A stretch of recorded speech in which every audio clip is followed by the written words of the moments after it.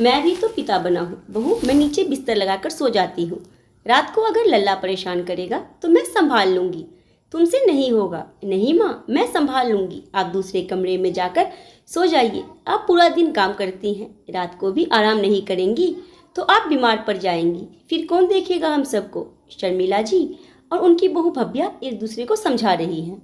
भव्या ने 12 दिन पहले एक सुंदर से बेटे को जन्म दिया है। बच्चा सी सेक्शन के जरिए हुआ है, जिसकी वजह से उसे उठने बैठने में थोड़ी दिक्कत होती है। बच्चा भी शाम से सोता रहता है और जब सो के सोने का समय होता है तो जाग जाता है। दोनों सास बहू की बातें सुनकर भव्या का पति अंश बोला, माँ मैं सो जाता हूँ यहाँ। नहीं बेटा, तुम अलग सो जाओ, कल ड्यूटी भी जाना है और इतने छोटे से बच्चे को लेना नहीं होगा तुमसे, वैसे भी यह औरतों का काम है। माँ की बात सुनकर अंश कुछ नहीं बोला और हॉल में सोने चला गया।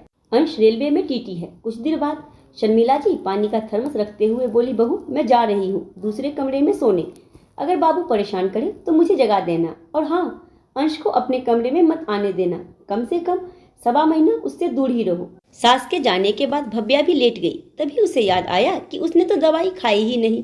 वह उठी, दवाई ली और पानी का थर्मस भी। तो देखा कि पानी तो ठंडा है। शायद माँ पानी गर्म करना भूल गई, इतना ठंडा पानी नहीं पी सकती, मुझे भी सर्दी लग जाएगी और साथ में बच्चे को भी। वह बाहर निकली तो देखा माँ सो गई है। हॉल में पतिदेव सो रहे थे। उसका मन हुआ कि माँ को उठा देती हूँ, फिर देखा गहरी नींद में सो रही है तो छोड़ दी। उसने चुपके से किचन में जाकर खुद पानी गर्म करने की सोची। तभी सासू माँ की कही हुई बात याद आ गई, बेटा पूजन हवन करने के बाद ही किचन में जाना।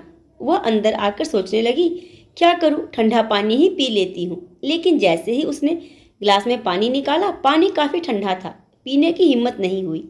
दिसंबर की कड़ाके की ठंड, उफ। वह धीरे से बाहर निकली और धीरे से अंश को उठाया और पानी गर्म करने को कहा। अंश पानी लेकर आया तो वो भी बेड पर जाकर बैठ गया और बच्चे को निहारने लगा। आहा, कितना सुंदर बेटा है, बिल्कुल मुझ पर गया है। भव्या बोली, नहीं मेरे ऊपर गया है। दोनों के तेरे मेरे के चक्कर में बच्चा उठ गया। भव्या जब बच्चे को गोद में लेने लगी तो अंश ने उसे मना कर दिया और अपनी गोद में ले लिया। भव्या लेट गई और दोनों बातें करने लगे। तभी बच्चे ने पोटी कर दिया तो अंश साफ करने लगा। कुछ ही देर बाद माँ भी वहाँ आ गई। अंश को वहाँ देखकर नाराज हो गई और कहने लगी, अब समझ में आया तुमने मुझे दूसरे कमरे में सोने क्यों भेजा। अंश, तुम्हें मना किया था ना, फिर क्यों आया, या फिर बहू ने बुलाया। भव्या कुछ नहीं बोल पाई, पर अंश ने कहा, नहीं माँ, मैं तो बस भव्या को गर्म पानी देने आया था। तभी लल्ला उठ गया तो मैंने भी भव्या को मना कर दिया और अपनी गोद में लल्ला को ले लिया। मैं पानी रखकर तो गई थी, और अगर नहीं भी था तो मुझे उठाती। तुम्हें क्यों उठाया। माँ, आपने पानी रखा था पर वह ठंडा था और वह आपको उठाने भी गई थी, लेकिन आप गहरी नींद में सो रही थी, इसीलिए नहीं जगाया। वैसे आपकी आंख कैसे खुली। मेरी भी आंख अचानक खुली तो मैंने सोचा एक बार देख लूं अपने पोते को। ठीक है माँ, पर आप जाकर सो जाइए, नहीं तो बीमार पड़ जाएंगी। चल हट, तेरी माँ इतनी भी कमजोर नहीं कि बीमार पड़ जाए। अपने पोते के लिए मैं एक रात तो क्या, कई रातें जाग सकती हूँ। तुम जाकर सो जाओ, कल तुम्हें ड्यूटी जाना है, और वैसे भी यह काम मर्दों का नहीं है, हम दोनों सास बहू मिलकर संभाल लेंगे। अपने 4 बच्चों को तो मैंने अकेले ही संभाला है, तुम्हारे पापा तो क्या, कभी तुम्हारी दादी भी नहीं रात को जागती थी। अंश बोला, माँ आप जिस लिए मना कर रही हैं इस रूम में आने से, वह मैं समझ गया, पर क्या जरूरी है माँ जो आपके साथ हुआ वह भव्या के साथ भी हो। उस समय दादी और पापा को समझ नहीं थी कि आपकी मदद करे, लेकिन मैं समझता हूँ। जहाँ तक बात है मर्दों के काम की, तो कोई भी काम बंटा नहीं है कि यह औरतों का काम है और यह मर्द का। भव्या ने अपनी जान पर खेलकर आपको दादी और मुझे पापा बनने का सुख दिया है। अब इतना कर्तव्य तो मेरा भी बनता है कि जितना हो सके उसकी मदद करूं।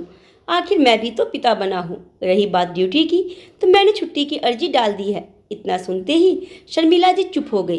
अंश ने कहा, माँ आप मेरी बातों का बुरा मान गई क्या।